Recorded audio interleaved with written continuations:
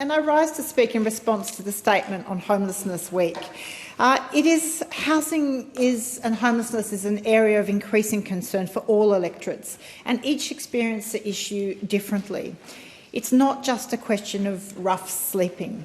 It's often, and it's not always so evident to people in the community. It is couch surfing, it is relying on friends and family, having temporary solutions, it's house sitting, and they all show that there is insecurity of housing, and that can often snowball into so many other issues. And the most distressing is when we look at which are the demographics within our community that are most at risk of facing homelessness. And in that respect, women over 55 being the most at-risk group of facing homelessness is just incredibly concerning when you think that they are a generation of women that have given so much to our society. So obviously, rapidly rising interest rates, housing affordability is an issue on everyone's mind, and that always has a knock-on effect. It's not just the affordability or the where the mortgage is at, it's what happens when that comes to rental availability and other issues. And of course, we're also seeing a huge increase in insurance premium rises. So all of these things create added pressure on a system that is already failing. The independent review into the government's National Housing Finance and Investment Corporation found that the government needed to invest some $290 billion over the next 2 decades to address the shortfall in housing. Whilst the current government has to date committed the $10 billion to a future fund, which will of course have a smaller amount from an investment point of view on a yearly basis, and there has been much debate. But to date, the government has failed to really put other plans on the table and what else it's going to do, really hanging everything on that. But of course, this isn't a situation just for this government. The previous government failed to address this. The housing crisis and homelessness is a compounding problem that all sides of politics have contributed to by failing to address long-term policy in relation to dealing with that. A group that is also often overlooked in these discussions, when we are focusing on women over 55 being so at risk, is also young people, where they cannot stay within the home for safety or other reasons. There is very few solutions, and I attended the Youth Homelessness Convention recently, and the stark evidence when it comes to the major shortfall in solutions for young people. And the most distressing aspect was that the percentage then that if young people face homelessness in their youth, that the percentage that is likely to face it again in life is so high. Shows that you have a whole cohort of young people where their future and their prospects are so incredibly impacted by that homelessness that they experience when they are in a young age. And often they're experiencing it because of safety and other aspects. In Warringah, we know data indicates there is about 122 people that are homeless, but again, I'm concerned that that doesn't truly capture the number when one thinks of couch surfing, house sitting, temporary solutions that people find. I know some 84 of whom are under the age of 19, and so are at that risk of that young cohort. 33% of the Warringah electorate are currently experiencing rental stress. That's from Homelessness New South Wales, and we know that we have less than 1% rental availability in the electorate. So the problem is under pressure from all angles. We do need all levels of government to coordinate and work collaboratively. Historically, there's been a high degree of responsibility shifting between state and federal governments on homelessness and housing affordability.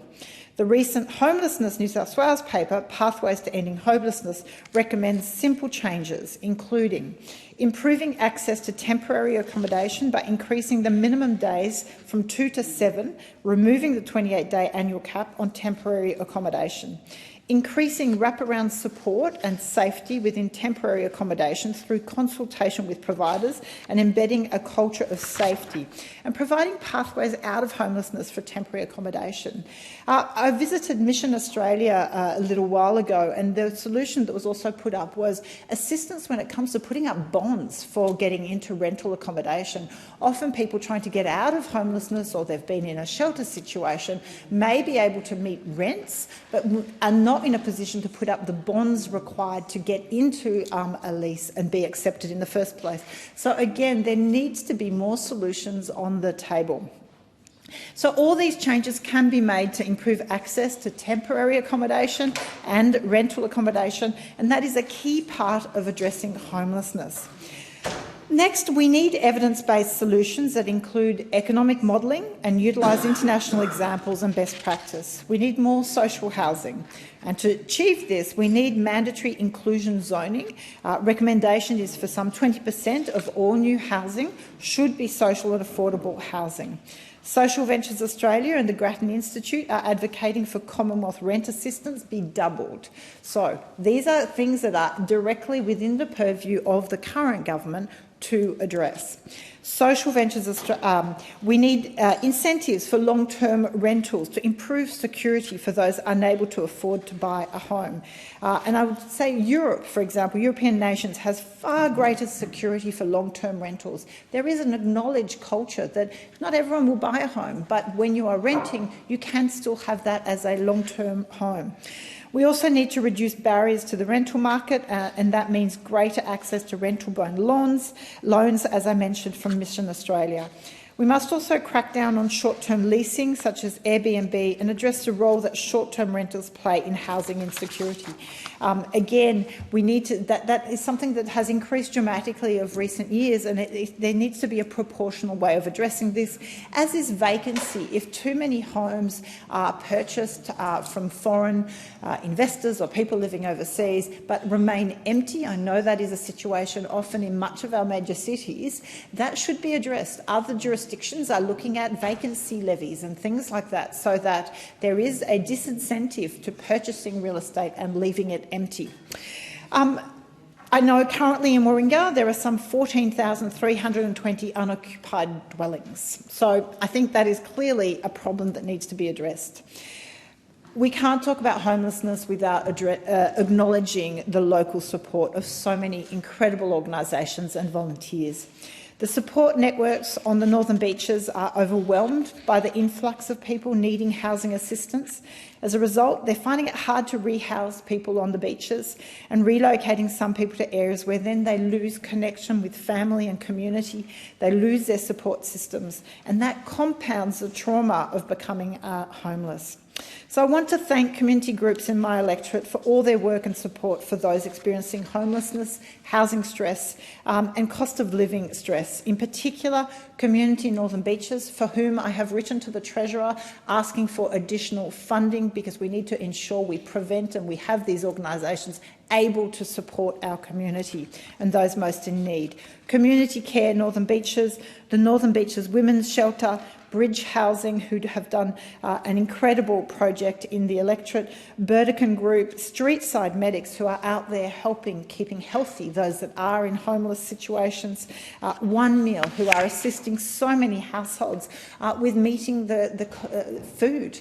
So many families are doing it tough when it comes to meeting, to feeding, and we know the data that too many parents go without because of that stress.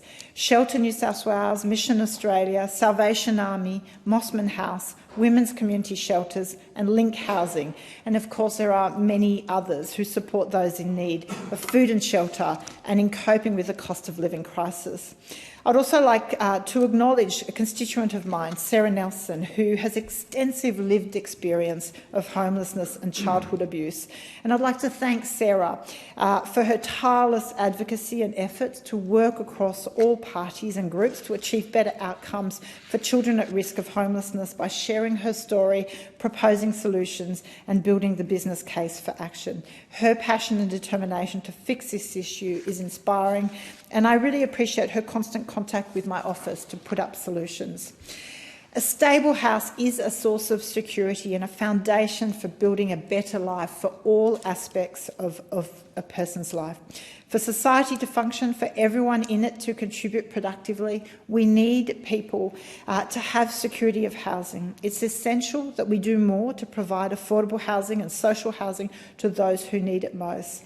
Failing to provide this will cost government and society a whole lot more in the long run, and so it is the right thing to do, and I urge the government to get more proactive.